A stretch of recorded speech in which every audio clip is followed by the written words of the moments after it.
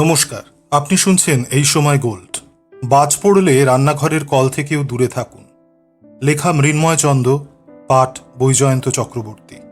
এমআইটির সাম্প্রতিক গবেষণায় প্রমাণিত দূষণের কবলে পড়ে হাঁসফাঁস করা সমুদ্রের বেচাল বিশৃঙ্খল আচরণে গত বছরে বিশ্বব্যাপী বজ্রপাতের ঘটনা বৃদ্ধি পেয়েছে 270%।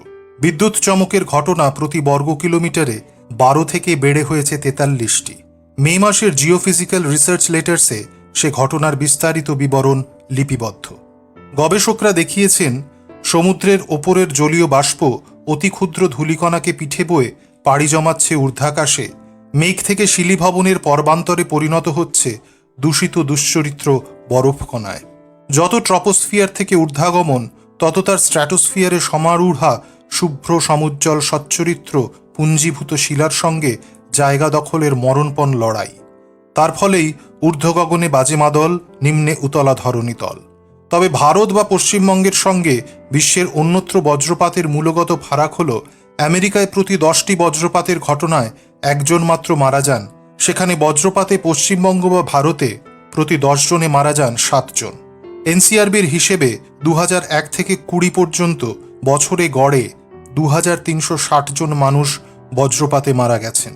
42,500 জন মানুষ ভারতে গত 18 বছরে বজ্রাঘাতে মারা গেছেন। এই বিপুল সংখ্যক মানুষের অকাল মৃত্যুর একমাত্র কারণ সচেতনতার অভাব এবং সরকারের গা ছাড়া মনোভাব। যেভাবে ঘূর্ণিঝড়ের সময় আগাম সতর্কবার্তায় জেলেদের সমুদ্রে যাওয়া থেকে নিবৃত্ত করা হয়, সেভাবেই মাঠে ঘাটে চাষের কাজে নিযুক্ত, গোচারণে ব্যস্ত বা জঙ্গলে জ্বালানি কাঠ সংগ্রহে যাওয়া মানুষগুলোর কাছে এই অভাগা দেশেও কিন্তু বজ্রপাতের অগ্রিম সতর্কবার্তা আধ ঘন্টা আগে পৌঁছে দেওয়া যায়। গোটা বিশ্বেই বজ্রপাতের মূল আসামি পরিবেশ দূষণ। কি কেলেঙ্কারিটা দূষণ ঘটাচ্ছে তার মালুম পাওয়া যাবে সুমেরু বা গ্রিনল্যান্ডের দিকে নজর ফেরালেই। শুধু গ্রিনল্যান্ড বা সুমেরুই নয়, উপগ্রহ চিত্রে স্পষ্ট সাইবেরিয়ার জঙ্গল শখানেক দাবানলে জ্বলে পুড়ে খাক। ইউরোপিয়ান ইউনিয়নের কোপারনিকাস অ্যাটমসফিয়ারিক মনিটরিং সার্ভিসের হিসেবে 2019-এর 28শে জুলাই শুধু আলাস্কাতেই 400টি দাবানলের ঘটনা ঘটেছে। 30 লাখ হেক্টর বনভূমি সাফ হয়ে গেছে দাবানলের বহ্নি শিখায়। দাবানলের পিছনে খলনায়ক বিরামহীন বজ্রপাত। 2019-এর 4 জুলাই আলাস্কার তাপমাত্রা ছিল 32.2 ডিগ্রি সেলসিয়াস। ওই সময় সাইবেরিয়ার গড় তাপমাত্রা বৃদ্ধি পেয়েছে 10 ডিগ্রি। বিগত 16 বছরে তাপমাত্রার এরকম উলটপুরাণ আবহবিজ্ঞানীদের কাছেও মস্ত ধাঁধা। তাঁরা পড়েছেন আতান্তরে।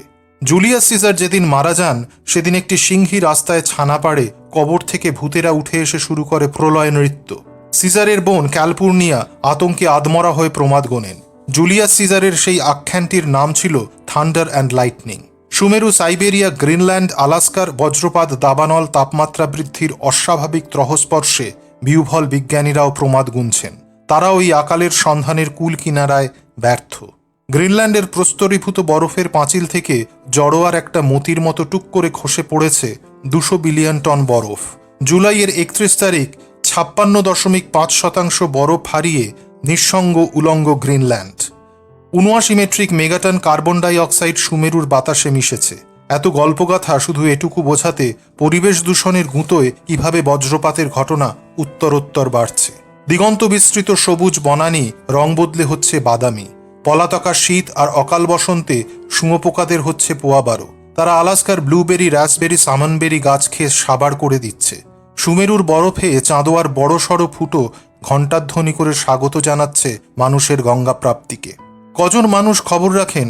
বজ্রপাতের অগ্রিম খবর পেতে ভারতেই রয়েছে সুশোভন একটি mobile app, Damini lightning alert. 40 kilometre ব্যাসার্ধে কোথায় বাজ পড়তে পারে তার নিখুঁত গতিবিধির হদিশ আধ ঘন্টা আগেও বাতলাতে পটু দামিনী। রয়েছে the lightning resilient India campaign. প্রচারের অভাবে আর সরকারি উদাসীনতায় বজ্রপাতের আগাম সতর্কবার্তা জনগণের কাছে পৌঁছই না। তার সঙ্গে জোড়ে নানা কুসংস্কার। ফলে বিজ্ঞানসম্মত উপায় বজ্রপাতের মোকাবিলা হয়ে ওঠে দুরূহ। বজ্রপাতের সময় কখনোই গাছের নিচে দাঁড়ানো উচিত নয়। উঁচু গাছের ওপর বাজ পড়বেই, আর বিদ্যুৎস্পৃষ্ট হয়ে অবধারিত মৃত্যু হবে গাছের নিচে আশ্রয় নেওয়া সকলের। যে কোনোভাবে পাকা বাড়িতে আশ্রয় নিতে হবে। বিদ্যুৎ পরিবাহিত হতে পারে এরকম সমস্ত কিছু থেকে শত যোজন দূরে থাকতে হবে, যেমন তারবাহিত টেলিফোন বা রান্নাঘরের জলের কল। বাজ দূরে কোথাও পড়লেও নলবাহিত সুপরিবাহী জল বা টেলিফোনের তার মারফত হাই ভোল্টেজ কারেন্ট রান্নাঘরের মেঝে আপনাকে ফেলে দিয়ে কোমর ভাঙতে পারে। ইলেকট্রিক্যাল যে কোনো সরঞ্জাম থেকেও দূরে থাকা উচিত একই কারণে। টিভি, কম্পিউটার, ধাতব দরজার হাতল, জানলার গ্রিল থেকেও বিদ্যুৎস্পৃষ্ট হওয়ার সমূহ সম্ভাবনা, সেসব থেকেও দূরে থাকাই বাঞ্ছনীয়। বজ্রাঘাতে অজ্ঞান আহত ব্যক্তিকে ছুঁলে তড়িতাহত হওয়ার কোনোই সম্ভাবনা নেই। মুহূর্তের অতি উচ্চ কম্পাঙ্কের তড়িৎ বজ্রাহত ব্যক্তির হৃৎপিণ্ডের গতি স্তব্ধ করে মিশে গেছে মাটিতে। সঙ্গে সঙ্গে সিপিআর বা কার্ডিও পালমোনারি রেসাসিটেশনে বুকের ওপরে দুহাত নমস্কারের ভঙ্গিতে জড়ো করে ম্যাসাজ শুরু করেই আমেরিকার 10 জনের মধ্যে 9 জন বাজ পড়া ব্যক্তিকে বাঁচানো সম্ভব হয়। ভারতে সিপিআরের কথা কেউ জানেন না। শুয়ে পড়ে বা হামাগুড়ি দিয়ে বাজ আটকানো যায় না। কপাল খারাপ না হলে মাথায় বাজ সরাসরি খুব কম ক্ষেত্রেই পড়ে। দূরে কোথাও বাজ পড়ে তড়িৎ প্রবাহ চকিতে নিকটবর্তী কোনো মানুষের শরীরের মধ্য দিয়ে পরিবাহিত হয়, তাতেই ইলেকট্রিক শক খাওয়ার অভিজ্ঞতা হয়। বাজ যেখানে পড়ার সেখানেই পড়বে। শাঁখ বাজিয়ে বা উলুধ্বনিতে বাজকে পথভ্রষ্ট করা যায় না। গলার সোনার হার বা কানের দুল বাজকে ডেকে আনে না। বড়জোর ঘাড়ের কাছে বাজ পড়লে সোনার হার গলার কাছটা একটু পুড়িয়ে দিতে পারে। 20 লাখ ভোল্টের প্রকাণ্ড বিদ্যুৎ প্রবাহের ক্ষতির বহর সম্পর্কে সাধারণ মানুষের ধারণা স্বল্পই।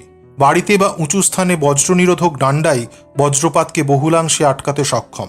ওড়িশা, ঝাড়খণ্ড বজ্রনিরোধক লাগিয়েই বজ্রপাতের ঘটনায় লাগাম টেনেছে। 2 লাখ বা 4 লাখ টাকা বজ্রাঘাতে মৃত এক ব্যক্তির জীবনের দাম হতে পারে না। বিজ্ঞানাশ্রয়ী হলেই বজ্রপাতের মতো প্রাকৃতিক রুদ্ররোষ থেকে বাঁচা সম্ভব।